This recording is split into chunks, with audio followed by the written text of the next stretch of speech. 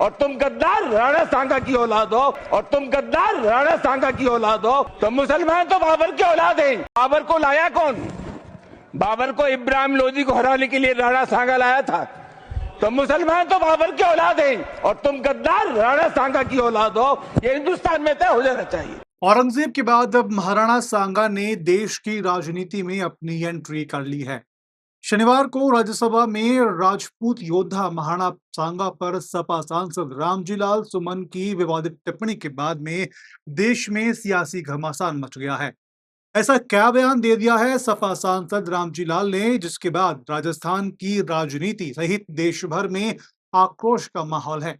जी हाँ, आज हम इसी मुद्दे को लेकर के इस खबर के जरिए आपको बताएंगे। दरअसल राजपूत योद्धा महाराणा सांगा पर समाजवादी पार्टी के सांसद रामजीलाल सुमन की विवादित टिप्पणी के बाद से राजस्थान में भी सियासी घमासान मच गया है। सपा सांसद की इस टिप्पणी का तमाम राजनीतिक दलों के नेताओं ने कड़ा विरोध किया है। वहीं पर मुख्यमंत्री भजनलाल शर्मा, डिप्टी सीएम दिया कुमारी सहित कई नेताओं ने सपा सांसद की इस हरकत को बचकाना बताया है। सोशल मीडिया पर सीएम भजनलाल शर्मा ने एक्स पर पोस्ट करते हुए लिखा कि शूरवीर की धरती राजस्थान के लाडले सपूतों ने मातृभूमि की रक्षा के लिए सदा अपना सर्वोच्च बलिदान दिया है। मेवाड़ के महान योद्धा राणा सांगा के बारे में समाजवादी पार्टी के सांसद की निम्न स्तरीय बयान न केवल राजस्थान की 8 करोड़ जनता को बल्कि संपूर्ण देशवासियों को आहत करता है। जिस महान योद्धा ने मुगलों से युद्ध में अपने शरीर पर 80 घाव झेले, उनको गद्दार कहना विपक्षी नेताओं की घटिया मानसिकता को दर्शाता है। वोटों के तुष्टीकरण के लिए ये लोग इतिहास पुरुषों का अपमान करने से भी नहीं चूकते।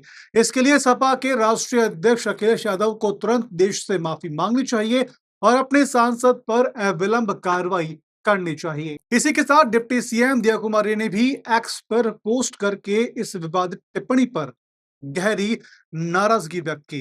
डिप्टी सीएम दिया कुमारी ने कहा कि वीर शिरोमणि महाराणा सांगा जी, जिनके शौर्य की गाथा राजस्थान की मिट्टी के कण कण से सुनाई देती है, जिनकी वीरता की कहानी सुनकर यहाँ बच्चे बड़े हुए हैं, 80 घाव खाकर के भी देश के लिए लड़ने वाले देशभक्ति योद्धा के लिए कहा गया गद्दार शब्द न सिर्फ महाराणा सांगा जी और राजस्थान बल्कि देश के शौर्य और बलिदान का भी अपमान है।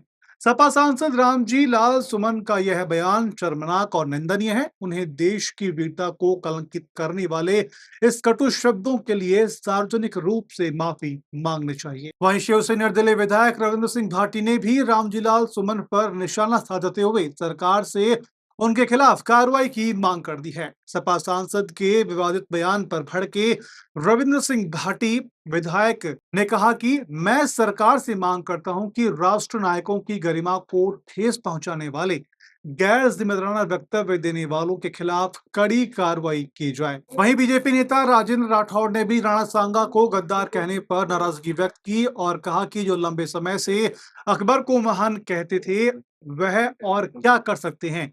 इन्होंने देश के स्वाभिमान के लिए 80-80 घाव झेले, उन्हें गद्दार कहना देश का अपमान है। इतिहास को किसी न किसी प्रकार के तोड़ मरोड़ करके कतिपय लोग और वो लोग जो अकबर को महान कहते हैं, आज राणा सांगा जैसे मातृभूमि के लिए अपने एक एक शरीर के अंग में अपने जीवन काल के अंदर घाव झेलने वाले व्यक्ति को गद्दार कहते हैं। मैं समझता हूं उनकी जितनी निंदा की जाए उतनी कम है। ये राजस्थान का गौरवशाली इतिहास, हिंदुस्तान के गौरवशाली इतिहास के साथ इसी प्रकार के लोग चाहते हैं इतिहास दो खज में चला जाए, पीछे चला जाए, पर जाने वाला नहीं। आज सब लोग जानते हैं राणा सांगा ने जो कुछ मुगलिया सल्तनत को ललकारने के लिए जो युद्ध लड़े, आज वो सारे इतिहास में अंकित है। उनके कहने से कुछ नहीं होगा।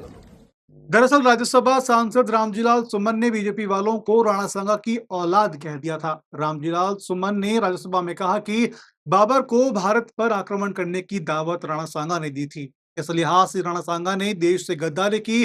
बीजेपी वाले राणा सांगा को अपना हीरो मानते हैं, इसलिए वो राणा सांगा की औलाद हुए। बाबर को लाया कौन? बाबर को इब्राहिम लोदी को हराने के लिए राणा सांगा लाया था।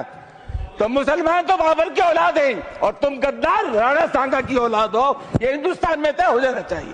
अगर बाबर की तो आलोचना करते हैं, राणा सांगा की आलोचना नहीं करते।